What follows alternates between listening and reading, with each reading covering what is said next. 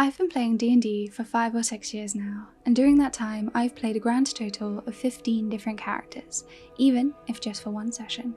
In honour of those characters who have few or no pieces of fan art, I've decided to put all of them together in one big piece, laid out like a stained glass window.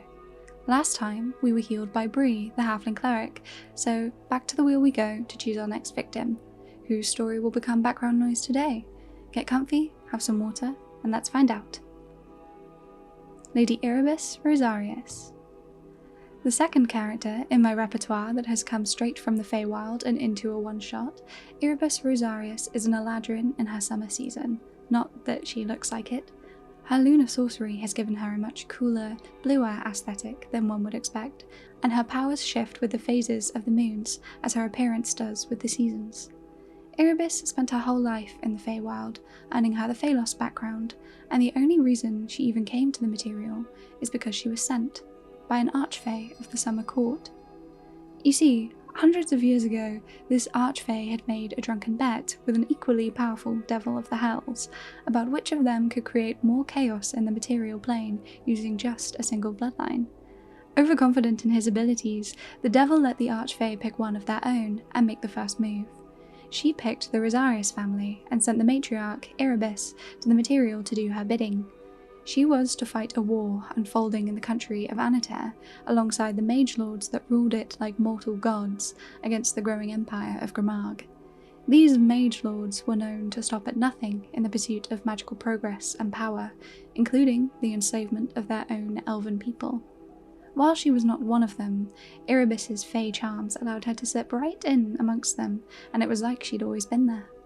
The Grimagian forces hoped to liberate the people of Anater and conveniently bring them into the Empire by defeating the Mage Lords, and after 4 long years of war, it all came down to a siege of the capital, Yazaria. Here is where our one-shot took place. 2 elite strike teams, each with a last-ditch effort to win the war for themselves. Those in the Grimagian strike team hoped to enter the heart of the capital and activate a portal there, connected to their war camp, to allow their forces to enter and take the city as swiftly as possible. Irebis and the other mage lords had a plan of their own.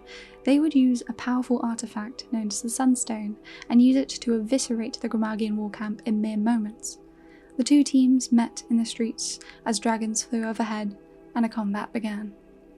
I don't really recall much of the battle itself. It was quite some time ago, after all.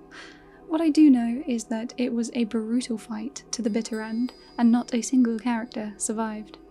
The rogue fell down a crack in the earth that opened up after they failed their dexterity check to jump over it. The Princess of Grimag fell right in front of her sister, the Empress, just as she arrived. The Lady Knight, sworn to protect her, knelt before the angered Empress and told her it was her fault for failing, and she should be executed for such. The Empress obliged. Lord Vile, one of the mage lords, bled out unceremoniously as Lady Irebis dragged his body through a portal to safety. She looted the Sunstone from his corpse and escaped into the city, the last of either strike team. Her eyes set upon the Grimagian war camp, she activated the Sunstone, pouring all of her magic into it.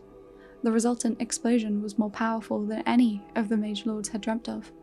It wiped out the majority of the camp, killing 10,000 soldiers and much of the Empress's family. Irebis herself was consumed by the orb, and the battle was ended soon after. The Empress finished what her strike team had started, and the Grimagian portal was opened, giving her a perfect view into the desolation that had been caused. Her fury was palpable, her vengeance swift, and the mage lords, even those who had surrendered, were completely wiped out by her hand. Although Grimag still won the war, it would be forever changed by this loss. This is where the tale of Lady Irebis Rosarius ends. Consumed by this artifact, sacrificed in the futile pursuit of winning a war that she had no place in. The archfey who'd sent her didn't care whether or not the war was even won. What mattered is that she used the Sunstone, and in that she certainly succeeded. In this very first move, the archfey had won the bet, but the devil did not concede just yet. Irebis had a wife and son she'd left behind, and they were promptly sent to the material plane to climb the social ladder, now pawns of the devil's game. Through this back and forth, over hundreds of years, the Rosarius house would rise to nobility. However, their fleeting loyalties, penchant for stirring pots, and an alleged dalliance with a succubus that tarnished their image and gave them the appearance of tieflings, kept them from becoming part of the Grimargian inner circle. They stayed in Anata, where they formed their own empire of wine and criminals, becoming the second richest family in the duchy. But this bet would not conclude until the youngest of House Rosarius, Athos, would rise to become the head. I think the tale of Irebis is quite sad, really.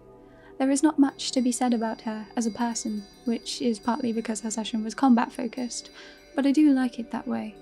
Her hair covers her eyes, her name is lost to history. No one knew where she came from or why she was ever involved. She and her family were just pawns in the games of more powerful beings. They weren't even gods. I pictured her here with the Sunstone, an orb that, contrary to its name, seems to draw light in to a swirling blackened void. An eladrin of the moon at the height of summer, drawn into the destructive power of a dark star. She, needless to say, has the highest kill count of any of my characters, and I doubt she'll be beaten anytime soon. So, here she is. Have any of your characters ever caused some sort of mass destruction? If so, let me know in the comments below, or if you prefer, you can join us on stream here and talk about this stuff in real time, every Friday from 8 PM to 10 PM GMT, UK time. Thank you for joining me, drop a like if you enjoyed, subscribe to make a bargain with a hag today, and I'll see you next time.